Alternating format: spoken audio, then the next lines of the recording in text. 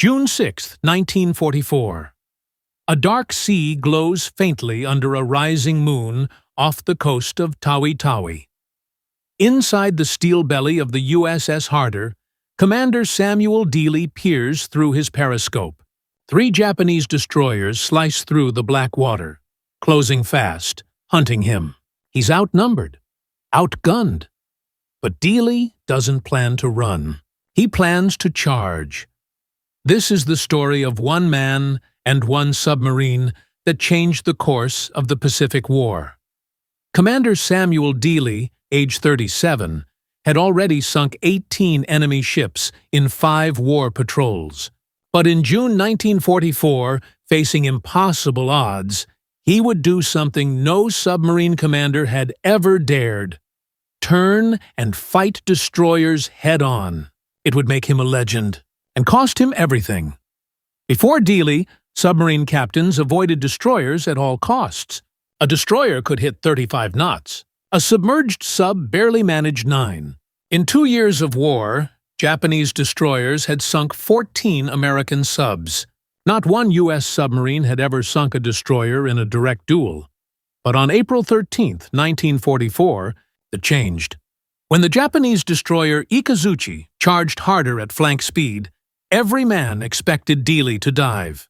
Instead, he ordered, "Flank speed, ahead." At 900 yards, Harder fired 4 torpedoes. 2 hit amidships. The Ikazuchi erupted in a fireball, split in 2, and vanished beneath the waves. Dealey's after-action report was pure understatement. Expended 4 torpedoes and 1 destroyer. Across the Pacific, American submariners had a new hero. And in Tokyo, Admiral Samuel Toyoda, commander of the Japanese Combined Fleet, had a new obsession: find Harder, destroy her. By early June, Japanese power was massing at Tawi Tawi. 4 battleships, 9 carriers, 15 cruisers, 28 destroyers, the largest concentration since Midway. Admiral Lockwood, commander of the U.S. submarine force, sent Harder to patrol nearby waters. For 9 days, Dealey stalked the enemy undetected. Then, on June 6th, a patrol plane spotted his periscope wake. 3 destroyers, Minazuki, Hayanami, and Tanakaze, closed in fast. Inside Harder's conning tower, red lights glowed. The soundman whispered, "They're pinging us." Dealey watched the lead destroyer through his periscope, zigzagging, closing. Range 100 yards. "Down the throat," he muttered. That phrase meant suicide for most commanders. You aim straight down the attacker's bow, fire, and dive beneath her. If you're off by seconds, you die. "Fire 3, Dealey ordered. Harder's torpedoes shot forward, white streaks under moonlight. 40 seconds later, 2 explosions ripped the sea apart. A third lifted Harder's stern out of the water. When Dealey raised the periscope, Minazuki was gone, just oil and debris swirling in the moonlight. The other 2 destroyers scattered. In one move, Harder had turned hunter into hunted. The next night, June 7th, pitch black skies, heavy clouds. Harder surfaced to recharge. Radar contact, 8,000 yards. Fast mover. Dealey grinned. Another one. It was Hayanami. At 3,000 yards, the Japanese captain realized too late what was happening. Dealey fired 4 torpedoes. 2 hit. The destroyer's stern vanished in a tower of flame. 147 sailors gone. 2 destroyers in 24 hours. By now, Admiral Toyoda was furious. He ordered every destroyer in the region to hunt Harder. But Dealey didn't run. He hunted them instead. June 8th, he found Tanakaze and an escort patrolling Sabutu Passage. He tracked them for over an hour, predicting each turn, each zigzag. When the moment came, range 200 yards, he fired 4 torpedoes. 2 hits, 1 amidships, 1 near the bridge. The blast split Tanakaze in half. 3 destroyers. 3 days, June 9th, dawn. 4 destroyers appeared on the horizon. Their sonar pings were deafening. Dealey had 8 torpedoes left. He studied their pattern through the periscope, waited for the second ship to turn toward him, and fired 3. All 3 struck home. The destroyer erupted, debris flying 300 feet into the air.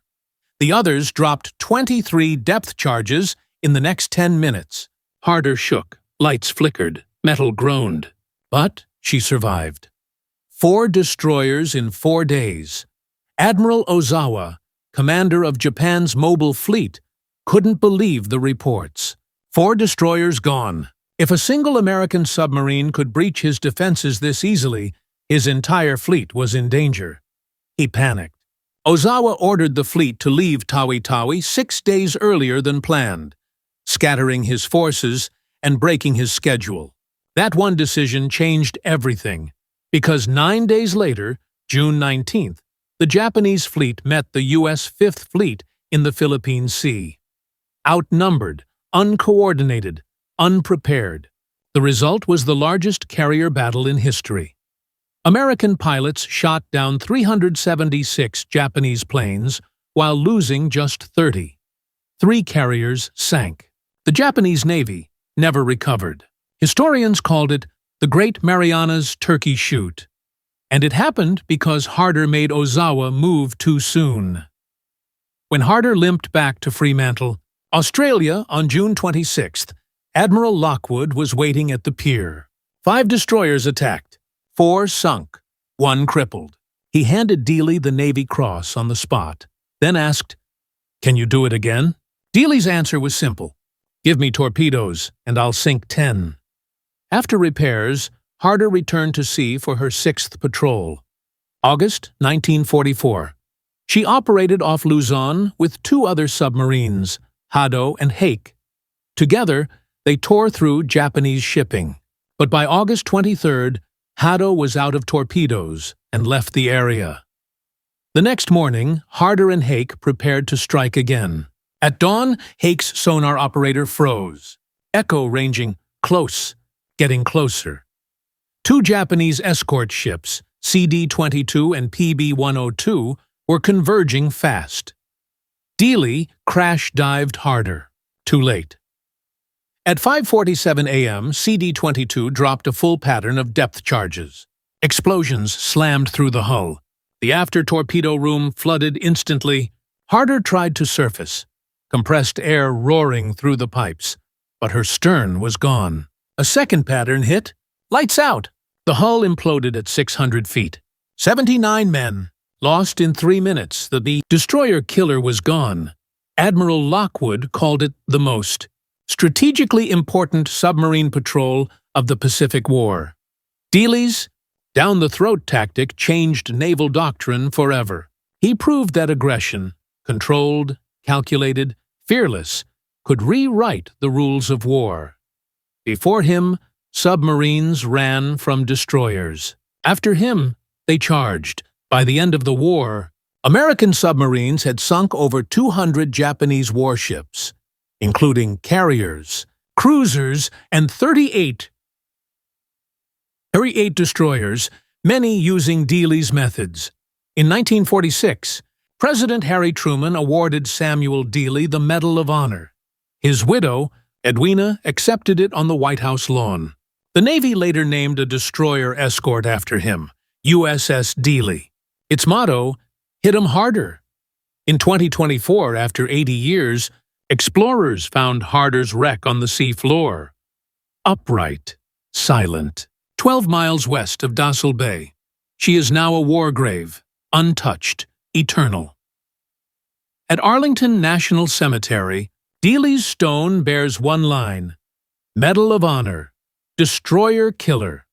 Every August 24th, families of Harder's crew lay flowers and remember 79 men who knew the odds, who fought anyway. Their story reminds us that courage isn't about surviving the battle. It's about facing it, head-on, when every instinct tells you to run. So if this story moved you, don't let it fade into history. Hit like, subscribe, and share it. So the world remembers Commander Samuel Dealey and the submarine that changed the Pacific War.